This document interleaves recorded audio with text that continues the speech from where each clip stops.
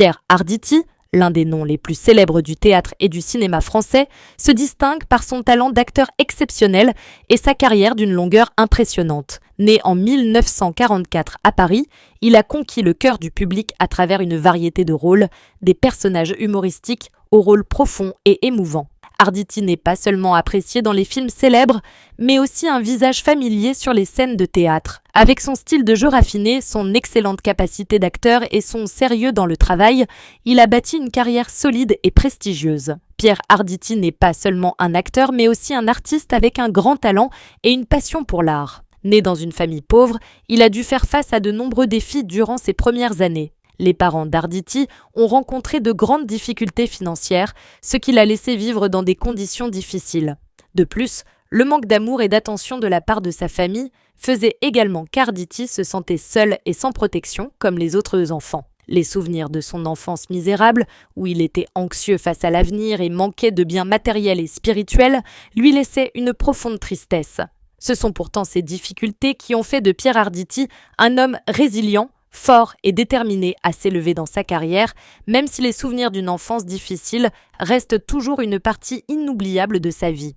Il a traversé une période difficile et douloureuse lorsque sa femme a été soudainement hospitalisée pour une insuffisance respiratoire. Pour un mari aimant comme Pierre, ce moment fut un véritable choc, non seulement en raison de l'état de santé de sa compagne, mais aussi en raison de la soudaineté et de l'urgence de la situation. Chaque jour qui passait, Pierre faisait face à une anxiété constante, ne sachant pas si sa femme surmonterait la maladie ou non.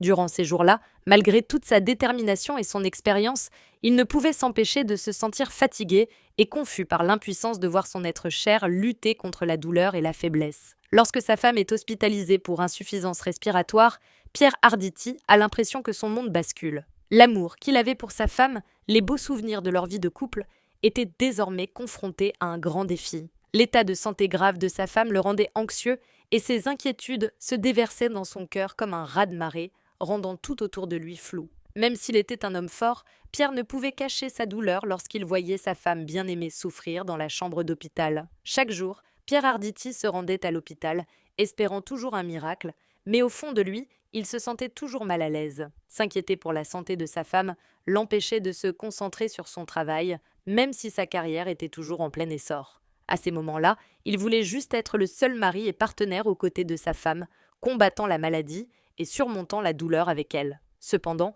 les limitations de temps et d'espace le faisaient se sentir impuissant, car peu importe l'amour et les soins qu'il lui prodiguait, il ne pouvait pas changer son état de santé. Outre la douleur physique et psychologique, Pierre a également dû faire face aux rigueurs de la vie publique.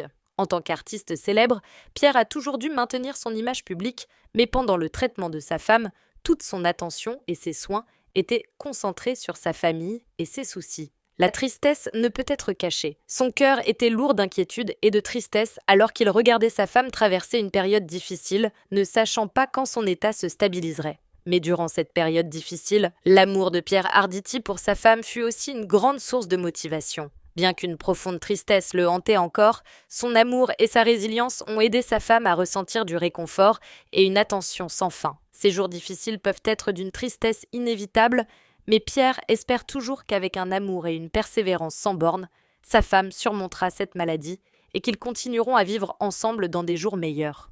Il est actuellement confronté à une profonde tristesse car sa santé décline progressivement en raison de maladies sous-jacentes liées à l'âge. Bien qu'il soit impliqué dans l'art depuis des décennies et qu'il ait laissé une profonde impression sur le public, ces dernières années, la santé de Pierre Arditi n'est plus la même qu'avant. Il était autrefois un modèle de dynamisme et de vitalité, mais l'âge et les maladies sous-jacentes l'ont forcé à faire face à des difficultés inévitables. Des sentiments d'anxiété et de fatigue envahissent peu à peu son esprit, rendant impossible à Pierre Arditi de vivre pleinement la passion à laquelle il a consacré toute sa vie. Atteint de maladies sous-jacentes dues à la vieillesse, Pierre Arditi doit faire face à un corps qui n'est plus aussi souple qu'avant. Des maux de dos, une fatigue chronique, ainsi que des problèmes cardiaques et de tension artérielle l'ont empêché de continuer à participer à des projets artistiques comme auparavant. Malgré ses efforts pour garder un esprit optimiste, Pierre Arditi ne pouvait s'empêcher de se sentir impuissant en voyant sa santé décliner peu à peu. Ne pas pouvoir assister au spectacle ou jouer dans les films qu'il aimait lui laissait un sentiment de vide et de regret. Il a dû accepter qu'il ne pouvait plus travailler avec autant de passion que les années précédentes, ce qui a été un choc énorme pour quelqu'un qui avait consacré sa vie à l'art. La douleur physique en faisait inévitablement partie, mais la profonde tristesse éprouvée par Pierre Arditi venait aussi du fait de devoir renoncer à des activités qu'il aimait et qui le passionnaient. Même s'il savait que la vieillesse était inévitable, il lui était difficile d'accepter d'être confronté à la maladie et au déclin de sa santé. Les jours où il ne pouvait pas sortir et assister à des spectacles donnaient à Pierre Arditi le sentiment d'être emprisonné dans son propre corps. Cependant, malgré les moments difficiles, il n'a jamais perdu espoir. Bien que sa santé soit critique, Pierre Arditi trouve du réconfort dans l'amour de sa famille et de ses amis. Les mots d'encouragement de ses proches ont toujours été pour lui une source de motivation pour continuer à se battre.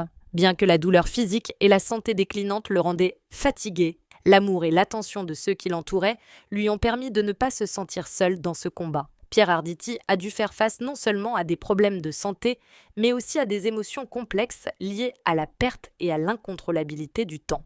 Il a néanmoins gardé le moral, ne laissant pas la maladie prendre le dessus sur sa passion pour l'art. Les souvenirs de sa brillante carrière ont toujours été pour lui une source de réconfort, l'aidant à surmonter la profonde tristesse qu'apportent la vieillesse et la maladie. La tristesse de Pierre Arditi ne venait pas seulement du corps, mais aussi d'un sentiment de perte dans son travail et dans sa vie. Cependant, il a continué à se battre courageusement et, malgré sa santé défaillante, il est resté un exemple de force dans les moments difficiles. Pierre Arditi comprend que la vie a ses hauts et ses bas, et il ne veut pas laisser la vieillesse lui enlever sa foi en lui-même et en la vie. Grâce à son talent d'acteur exceptionnel, il a reçu une large reconnaissance du public ainsi que des experts de l'industrie. Cependant, ces dernières années, la vie de Pierre Arditi a été confrontée à de nombreux défis de taille, notamment sa santé déclinante, qui a considérablement affecté la carrière qu'il a travaillé si dur à construire. La carrière de Pierre Arditi, qui avait toujours été brillante, décline progressivement,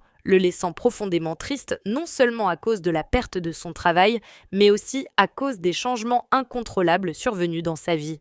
Alors que la santé de Pierre Arditi commençait à décliner, il se retrouva confronté à une diminution de sa capacité à travailler et à participer à des projets artistiques. En tant que personne qui aime son travail, il est toujours dévoué à son travail et veut toujours se consacrer à l'art. Cependant, la maladie et la mauvaise santé l'ont empêché de continuer à agir comme avant. Le fait d'avoir dû abandonner ou réduire son travail l'a laissé impuissant et frustré. Son incapacité à participer à des projets majeurs, à des pièces de théâtre ou à des films importants a réduit sa présence aux yeux du public. Cela laisse Pierre Arditi, qui était autrefois admiré et aimé, face à un profond sentiment de solitude et de tristesse de ne pas pouvoir continuer à poursuivre sa passion. Cependant, derrière sa carrière illustre et réussie, il a également dû faire face à de nombreux défis et difficultés dans la vie. Les périodes de perte, de douleur et de pression dans sa vie professionnelle et personnelle ont mis à l'épreuve sa résilience à plusieurs reprises. Mais Pierre Arditi surmonte toujours tous les défis et continue de vivre sa passion pour le métier, offrant au public des rôles impressionnants et émouvants. C'est pourquoi nous, qui l'aimons, devons témoigner à Pierre Arditi notre amour et notre sympathie. Chaque personne, qu'elle soit artiste ou autre, a ses propres batailles que nous ne voyons pas toujours. Que notre amour et notre respect soient la motivation pour qu'il continue à se consacrer à l'art et à apporter de belles valeurs à travers chaque rôle. Vous avez fait une première pour Béatrice Penin. On parle de formation à la déontologie. Qu'en est-il dans les académies ? Dans les académies, au plan national, je n'ai pas beaucoup de visibilité sur les formations académiques. Pour autant, sur Salle de Nantes, il s'avère qu'on a tiré les fruits d'une formation qui avait été faite par l'ESN il y a 3 ans sur la déontologie. Il y avait une session 1 et une session 2 qui devaient être faites et qui nous permettaient de nous approprier des supports, des vidéos, des interventions. Il y avait même une intervention d'Emmanuel Aubin sur la déontologie du fonctionnaire à cette occasion. Donc on l'a réutilisé, nous, au sein de l'Académie de Nantes, en prenant des morceaux choisis et en interagissant avec le public. Donc on fait des formations pour les personnels d'encadrement au sens large, depuis 2 ans maintenant, sur un plan quadriennal de déploiement. Donc on est à mi-parcours, et sur les enseignants, là c'est sur public désigné, non plus candidature volontaire, on devait commencer cette année, mais avec la Covid, ça a été ajourné, reporté pour l'année prochaine. Donc voilà comment ça se passe à Nantes. Très bien. Merci Béatrice Penin pour cette réponse. Une nouvelle question pour Guy Weiss cette fois-ci. Alors, hormis les enseignants, les personnels d'encadrement, de direction et d'inspection sont également soumis aux différentes règles déontologiques. Comment les apprécier ? Y a-t-il des spécificités ?